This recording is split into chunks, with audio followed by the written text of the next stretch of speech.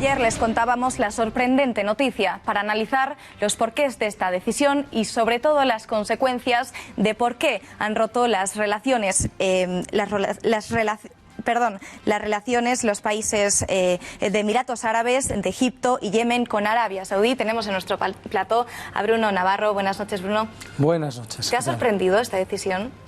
Bueno, no es sorprendente la decisión en sí, porque ya llevaban llevándose muy mal todos estos países del Golfo con Qatar, desde los años 90 especialmente. A partir de 2011, las primaveras árabes, hubo un repunte de la tensión, y en 2014 se retiraron varios embajadores que lo volvieron, tardaron varios meses en volver. Así que no es algo que sorprenda, pero desde luego es el más grave de los incidentes entre estas dos facciones, por así decirlo, dentro del Golfo. Antes de nada, Bruno, cuéntanos cuáles son las fuentes de poder de un país como es Qatar. El petróleo y el gas, como no puede ser de otra forma en el Golfo, en los países del Golfo. Hay dos peculiaridades que tiene Qatar que le hacen tremendamente diferente al resto. Primero es, aparte del petróleo, tiene gas, tiene mucho gas, y es un gas, sobre todo es el líder mundial en gas natural licuado.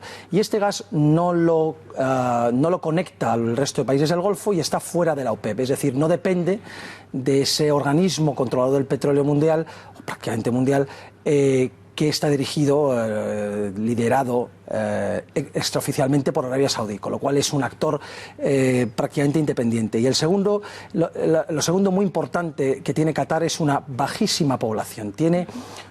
Se calcula en 2 millones de habitantes, porque hay muchas variables y no hay una cifra fija, pero 2 y pico millones de habitantes, de los cuales el 86% además son trabajadores extranjeros semiesclavizados. Con lo cual estamos hablando de muy poquitos habitantes cataríes a los que el Estado tiene el deber de proteger y en estos casos incluso de financiar y subvencionar su vida, ¿no? Se dedican su vida prácticamente a buscar el mayor número posible de trabajadores extranjeros que hagan su trabajo. Esa es la vida de un catarí normal, en general de los países del Golfo. Pero claro, cuando tienes tan pocos habitantes propios, las ganancias del petróleo, por pocas que sean, y del gas, se multiplican y te hacen ser tremendamente poderoso. ¿Y todos estos países que han roto esas relaciones con Qatar, de qué acusan a este país? Le acusan fundamentalmente de dos cosas. Le acusan de apoyar a Irán, cosa que hasta cierto punto es cierto. Desde 1995 que el emir actual de Qatar depuso a su padre, que era pro-saudí, pro-Arabia Saudí, y se empezó a acercar a Irán. Las razones, Irán lo tiene muy cerca también, Qatar quiere contraponerse a Arabia Saudí, para ello busca un, digamos, hermano mayor fuerte como es Irán. No hay nada malo en ello objetivamente, porque nosotros no tenemos que olvidar que tenemos que ser neutrales en esta pugna de Oriente Medio entre el chiismo, que es una rama del Islam, la minoritaria, liderada por Irán, y entre el sunismo, que es la rama mayoritaria, que está liderada por Arabia Saudí y Turquía. Qatar se acerca a Irán, no tenemos nada que opinar al respecto. Es cierto, si le gusta Arabia Saudí, no, y a los países antiiraníes tampoco. Y la otra es apoyar al terrorismo. Es cierto que apoya y ha apoyado a Al-Qaeda y sus filiales, incluso al Estado Islámico, sobre todo a los Hermanos Musulmanes, que es una organización también islámica considerada terrorista en muchos países, desgraciadamente en Occidente todavía no. Y sin embargo hay que recordar que Arabia Saudí le acusa de lo mismo que él peca, porque Arabia Saudí ha financiado y financia a los mismos grupos, ha estado ayudando directo e indirectamente al Estado Islámico, a Al-Qaeda y sus filiales, y a los Hermanos Musulmanes se hicieron casi con el control del país. Es verdad que ahora Arabia Saudí ha entrado en guerra, por así decirlo, política contra los Hermanos Musulmanes, pero esto es algo nuevo. Es decir, no tienen ninguna lección que darnos ni que dar a Qatar acerca de terrorismo. Estos son los dos temas principales que al final lo que crean es una razón de geopolítica regional, de poderío regional. Es decir, lo de menos es el acercamiento a Irán, lo de menos es el terrorismo. Lo importante es acabar con un vecino incómodo y someterle al yugo de la preponderancia, de la supremacía de Arabia Saudí. ¿Y qué puede suponer esta rotura de las relaciones comerciales? Sobre todo va a suponer para Qatar, que es quien va a sufrir principalmente. Hay que recordar que en este caso se cierran las fronteras terrestres, también portuarias y aeroportuarias. Es decir, aíslan al país, no del mundo, pero sí de todo su entorno natural. Y esto lo que supone, que es el que más contacto tiene y más vuelos, más buques, ¿y esto qué supone?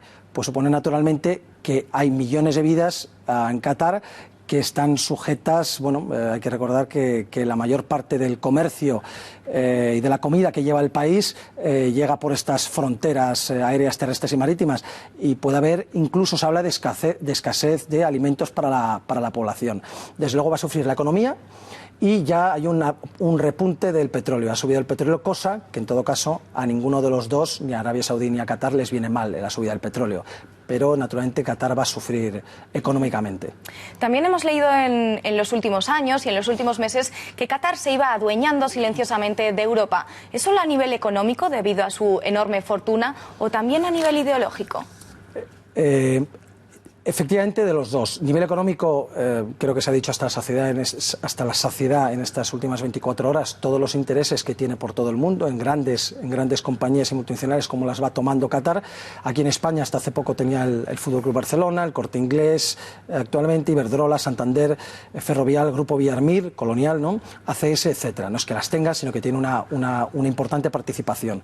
Esos fondos soberanos de inversión de Qatar, ese excedente que tiene enorme del petróleo y del gas, pues lo va invirtiendo en nosotros. Esto solo sería una cuestión meramente económica si no fuera por lo que has apuntado, y es la influencia económica como medio de aumentar la influencia religiosa.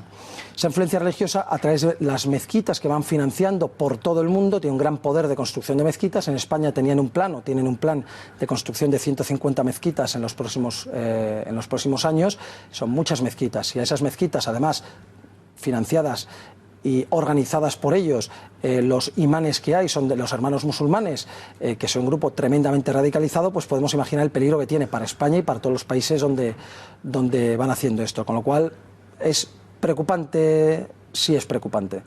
Señor Navarro, a nivel europeo, también a nivel español, ¿cuál es el principal problema o enemigo que tenemos en toda esa zona del Golfo Pérsico? ¿Es Qatar? ¿No es Qatar? ¿Al menos únicamente? ¿Es algún otro país por encima del resto? ¿Cómo lo ve usted? Yo lo veo con que es mejor no decantarse por ninguno. Es decir, no hay buenos ni malos. Aquí en España tenemos inversiones de ambos, ¿vale? Principalmente de Qatar, pero también Arabia Saudí. Arabia Saudí exporta también su particular visión rigorista, intransigente y muy radical del Islam, que es el wahabismo. También lo podemos llamar salafismo digamos, utilizando un saco más grande, ¿no? Generalizando. Y la verdad es que entre hermanos musulmanes, salafismo y wahabismo no es algo donde ninguno de nosotros quisiera elegir, ¿no? Con lo cual tampoco tenemos algo, ninguno es mejor que el otro. Es verdad que Qatar tiene más dinero para influir. Pero es verdad que cuando nos vamos allí, ¿qué intereses tiene España allí? Es verdad que tenemos muchísimos más intereses en un país tan grande, tan vasto en extensión como es Arabia Saudí, donde estamos construyendo, las empresas españolas lideran la construcción del metro de Riad, de la capital, y también el tren de alta velocidad entre la Meca y Medina, con lo cual, entre otros muchos proyectos, con lo cual es cierto que desde un punto de vista puramente egoísta económico, pues si tuviéramos que apoyar a alguien deberíamos quedarnos con quien nos está dando de comer, ¿no? Pero ya repito, no es una elección que creo que moralmente debamos tomar. ¿Y cree que la visita de Trump hace 2 semanas a la zona y en concreto a Arabia Saudí puede haber influido en el desenlace o no tiene nada que ver? Tiene muchísimo que ver. No porque Estados Unidos provocara directamente y exprofeso y voluntariamente esta crisis, pero el apoyo tan grande y directo que dio Trump en su visita a Arabia Saudí, con ese contrato sin precedentes de armamento con aquel país, etcétera, lanzó un mensaje, quizás equivocado, un mensaje a los países del Golfo anti-iraníes, porque también habló mucho de la lucha contra Irán. Lanzó un mensaje de: ha llegado nuestro momento, tenemos de nuevo el apoyo fuerte que perdimos con Obama, el apoyo fuerte de la administración Trump de Estados Unidos, así que es el momento, con este gran hermano que ha vuelto, este hermano mayor que ha vuelto a nosotros, es el momento de dar un golpe de nuevo, un golpe final, un golpe definitivo a Qatar. Y eso es lo que han hecho. De nuevo, repito, a pesar de que hoy Trump ha salido huyendo hacia adelante, asumiendo que sus palabras fueron el detonante y que las dijo exprofeso y que bueno, que Qatar es normal porque Qatar es un instigador de terrorismo, etcétera, etcétera. La realidad es que Estados Unidos no lo hizo a propósito, no está interesado, tiene la mayor base militar en Qatar, está la mayor base militar norteamericana en el Golfo. Tiene miles y miles de soldados allí y además es el centro de mando de todo lo que se está haciendo en Siria e Irak, con lo cual no tiene ningún interés en perder aquello ni perder a ese socio como es Qatar, tan poderoso económicamente. Pero es verdad que dio un mensaje y de hecho, aparte de Trump, todos los altos cargos de administración, claro, lo que están haciendo es diciendo no tenemos que elegir, tienen que solucionar los problemas, esto tiene que llegar a buen término, tienen que hacer las paces. El único que se está que se está saliendo de aquello es Trump, pero porque todos sabemos un poquito cómo es, pero es una huida hacia adelante, no estaba previsto. Y señor Navarro, los países firmantes de esta ruptura en relaciones han dado 7 días a los cataríes residentes en sus territorios para regresar a este país. ¿No le parece un tanto agresiva esta medida? Sí, depende del país, cada uno ha hecho, es decir, unos han pedido solamente a sus diplomáticos que vuelvan, otros países como Arabia Saudí ha llamado a todos sus ciudadanos, dándoles 2 semanas, etcétera. Sí que es muy grave, es algo sin precedentes. Imaginemos, estamos hablando de ciudadanos que viven, que residen, que trabajan, no solamente aquellos que están de turismo. Imaginemos que eso nos ocurre a nosotros, todos conocemos gente que está trabajando, viviendo en el extranjero, imaginemos que nos llaman de cualquier país, que Francia expulsa a todos los ciudadanos españoles de allí, o Alemania, etcétera. Es algo gravísimo desde el punto de vista humano diario. Pero hay algo detrás muy importante y es que quien sale perdiendo con esta expulsión mutua de ciudadanos es Qatar, con lo cual es un arma. Sabe que él va a perder, que ciudadanos saudíes tienen que abandonar Qatar, pero hay muchos más ciudadanos cataríes en un momento dado fuera y van a salir más perjudicados, con lo cual es una cuestión de guerra. Ver el balance de entre comillas, utilizando un símil bélico, cuántos muertos pongo yo, cuántos muertos pones tú, me compensa, lo hago. Pero desde luego está siendo ya un drama humano sin precedentes en la región. Y cambiando un poco de tema, señor Navarro, volviendo al atentado de Londres, que también nos interesa muchísimo,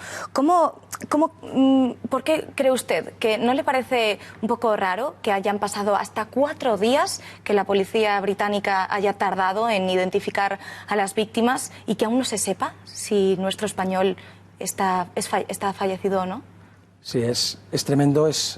Ya ayer se hablaba en muchos medios, y yo lo comparto, de indignación y de tener que dar un golpe en la mesa. ¿Cómo puede ser, no?